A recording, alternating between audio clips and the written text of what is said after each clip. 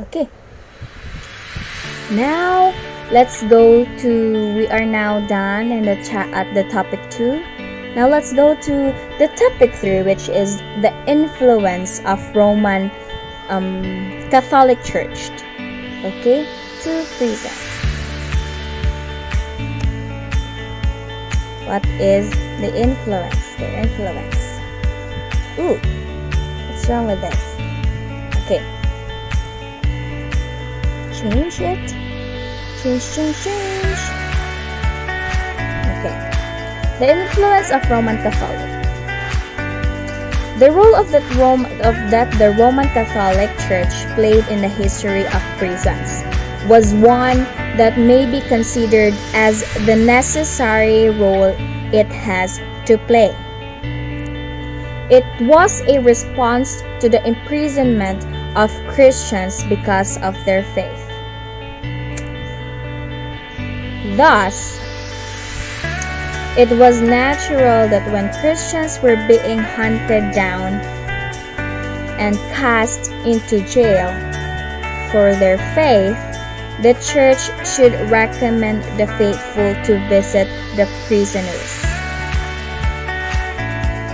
The deacons and deaconesses were especially charged with the care of the incarcerated Christians.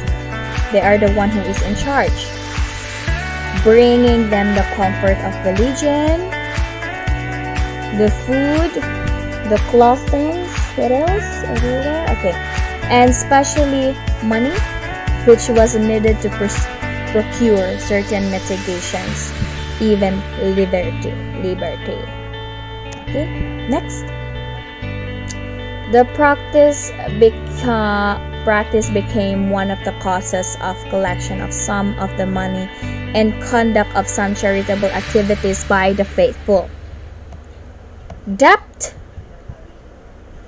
here was at that time a primary cause of incarceration, as it was considered as a serious crime.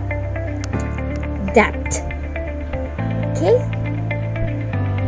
However, the church was more considerate with private debtors, especially if it sees that creditors are abusive of their rights. Okay? The church was more considerate.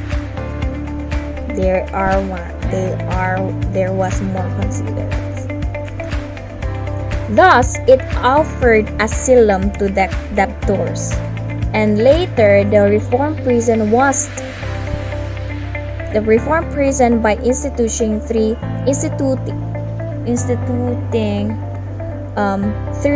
reform measures. First is the indulgentia pascalist. Kuan sa highlighter. Okay. An edict of Valentinian the First. It was an edict. It was their edict. Open prisons at Easter and prisoners set free. For example, our Easter Day is on the month of April. That month is going to, the prisoners must have a chance to free themselves. Okay? They will open the prison. Okay? The prisoners set free. The privilege was however not extended to those arrested for sacrilege, poisoning, treason, adultery, and other serious crime. However, those chances in Indulgentia Pascalis, the time of Valentinian, those chances of which they had the prisons will be opened and the prisoners will set free. However, it is not extended for those who has a case of who are being indulged in a serious crime. Okay, they are not given a chance to be free. Those prisoners who have a serious crimes, who did a serious crimes. Okay. Next, the second one is the right of asylum under Constantine,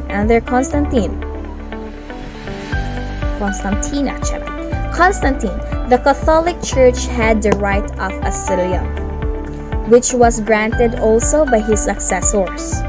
Constantine was a Roman emperor. He was a Roman emperor from 306 to 337. Well known for being the first Roman, Constantine was being the first Roman emperor to convert Christianity. So he was a Christian. This is Constantine in the picture. Okay, it is according to Journal of Theological Studies. So Constantine, you will encounter the name Constantine if you go to in the study of theology. Okay. So this is Charlemagne. According to Charlemagne, he ordained in a capitulary that no one taking refuge in the church. The church in the past, the church and the state are being separated. That's according to history. The church and the state is separated. Okay? According to Charlemagne, no one taking refuge in church should be taken from it by force, but should be unmolested until the court had pronounced its decisions. Before the court pronounced its decisions, of course, the offender must be unmolested. They were not forced. That's according to Charlemagne. Charlemagne, by the way, is what we know that Charlemagne is Charles the Great. So Charlemagne and Charles the Great is one. Okay, was the emperor of Carolingian Empire. That's according to Encyclopedia Britannica, the latest edition. He was the emperor of Carolingian Empire. So this is Charles the Great or Charlemagne. Okay? The right of asylum, however, was not absolute and was not extended to adulterers, young girls, ravishers, or public debtors. It was restricted because the debtors in the past history was considered as a serious crime. Debt was considered as a serious crime. Okay, here in this slide, according to this slide, Priscillian was the first recorded Christian ever who was put to death for being a heretic. Mga Priscillians. This was in the year of 385 AD. But death as capital punishment was first used in 1022 in Orleans, France,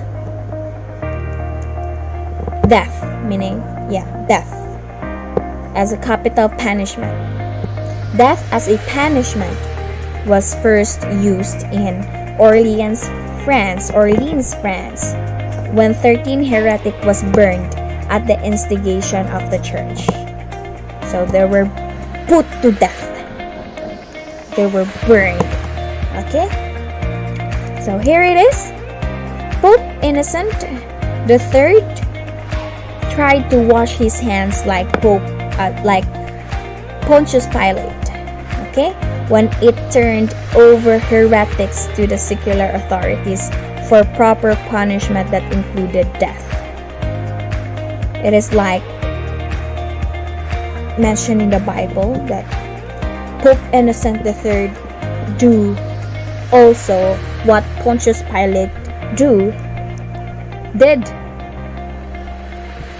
in the Bible, that he washed his hand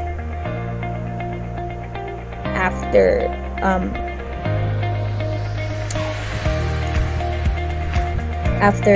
giving a what do you call that? After saying that he was going to have a punishment which included death. So, but it was Pope Gregory, through his papal encyclical Excommunicamus, issued in 1231, the year 1231, that made part of canon law the burning of non-believers, at the stake. It was also Gregory who initiated the Inquisition that led to the burning of hundreds of heretics. He was the one who ordered, okay? In the time of Pope Gregory, at which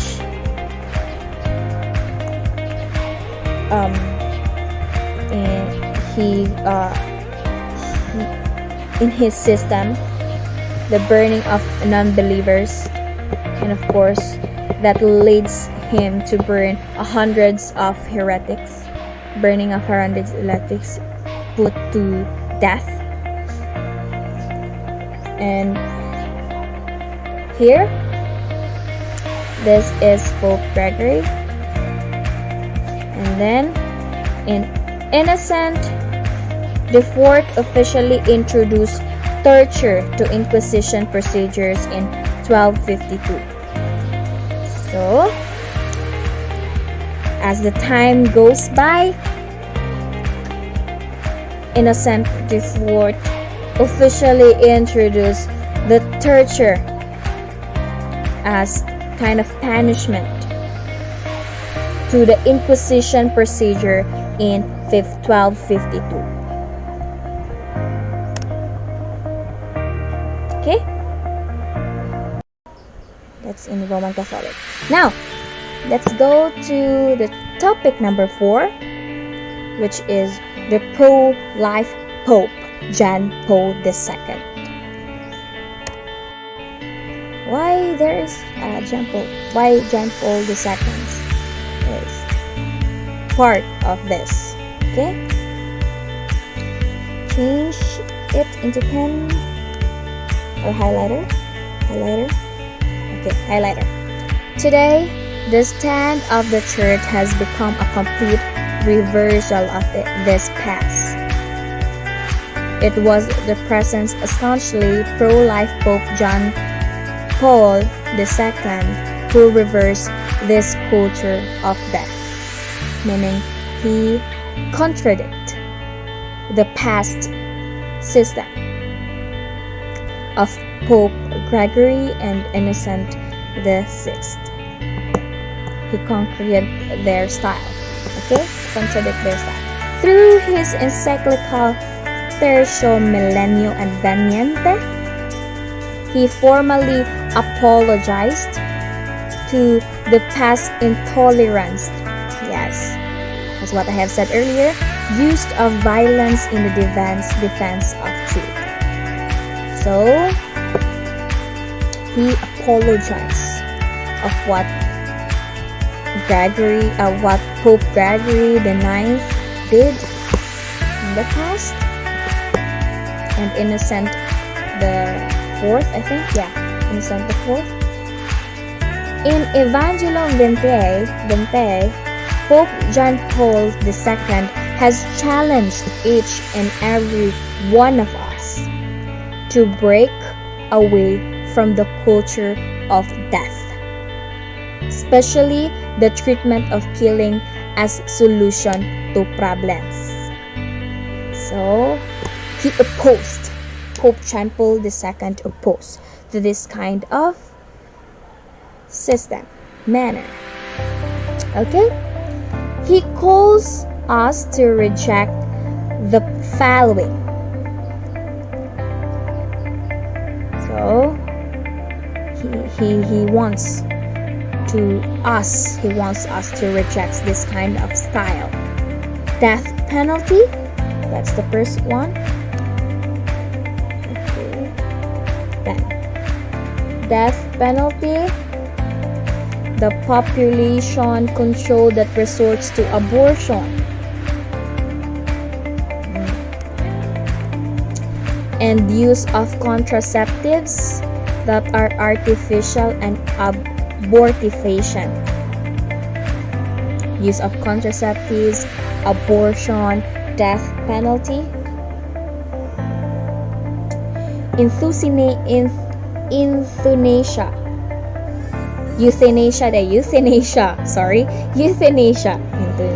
Euthanasia or killing of the elderly.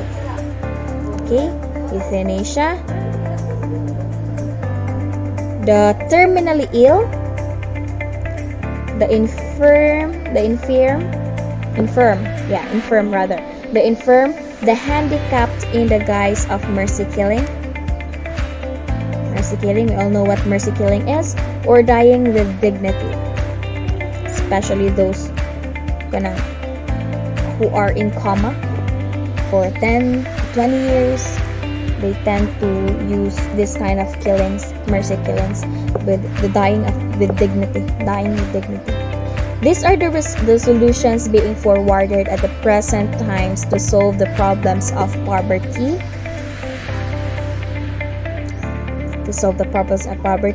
and criminality, when the real cause is the excessive greed of people and the result of a few being immensely rich and the overwhelming many miserably poor.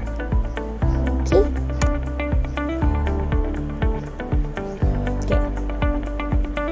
So what is this?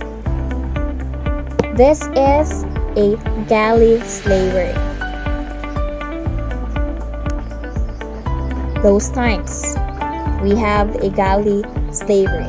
From about the middle of the 14th century until the beginning of the 19th century, between 14th and 19th century, galley slavery was imposed as punishment, although this practice existed long ago in ancient Rome and Greece, Roma, and Greco.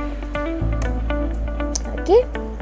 Ooh, see that? You see in the picture? Galley slavery is of which the convicted criminals were chained. They were chained and marched to the ship where they were stay. Wait lang, I will go into the camera. Stable the camera. Okay, good. The ship where they were to stay or the ship for the duration of their sentence.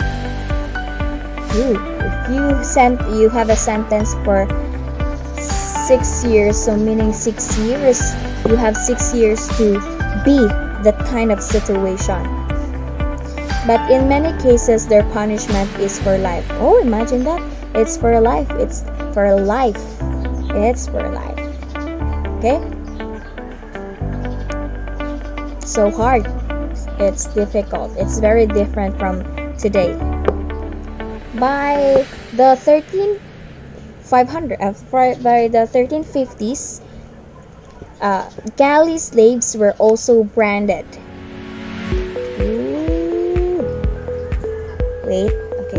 Galley slaves were also branded, so that if they happened to escape, they would be easily to detect. They are branded.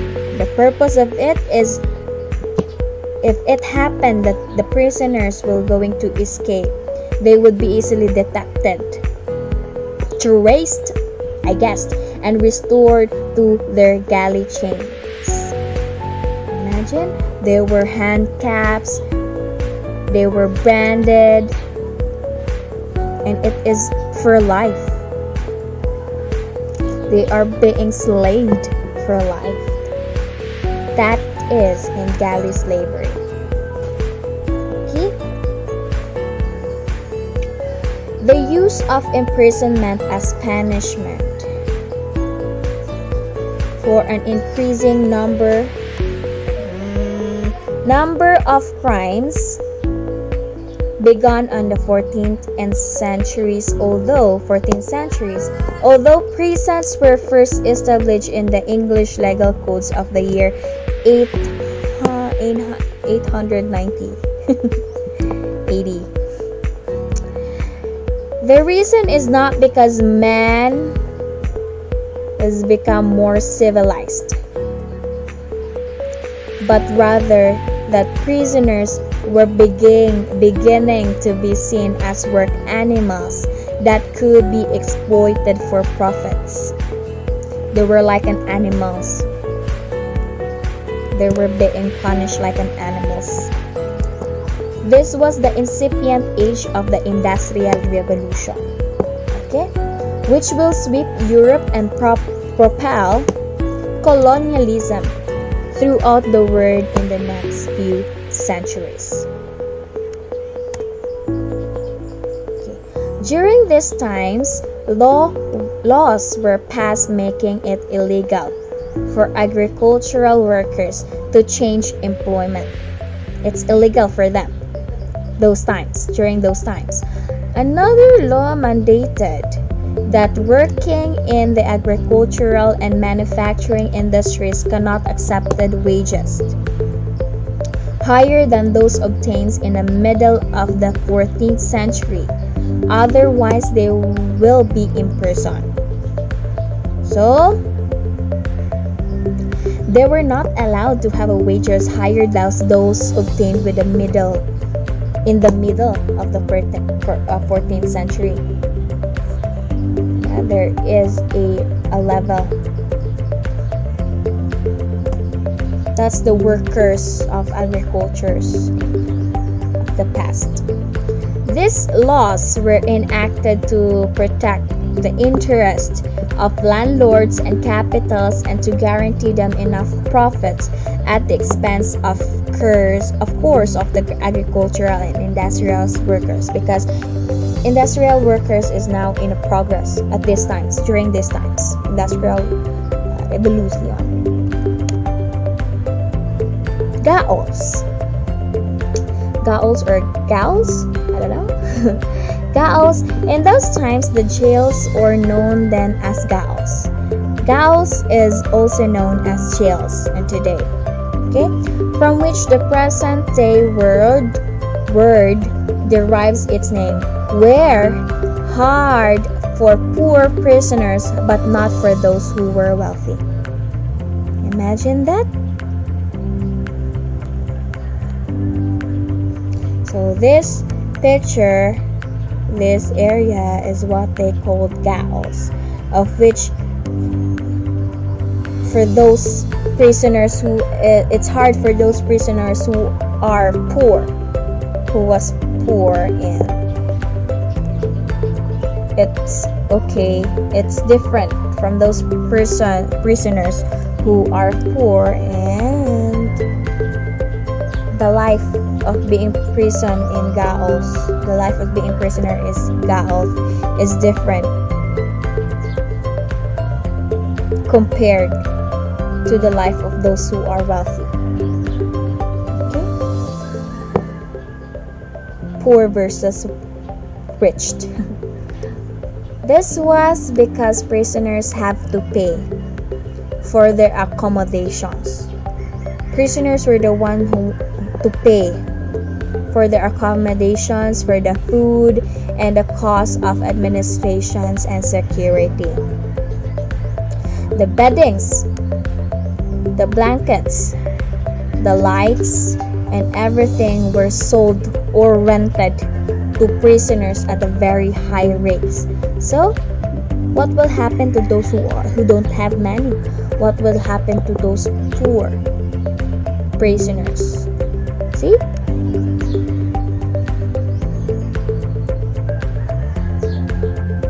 Discrimination is very rampant during those times. A jailer or a gaoler is, as is known then, was paid from payment of prison. To save on cost, the jailer hires as few staff. They were only going to hire a few staff as possible, and security was compensated by chaining the prisoners all of the time.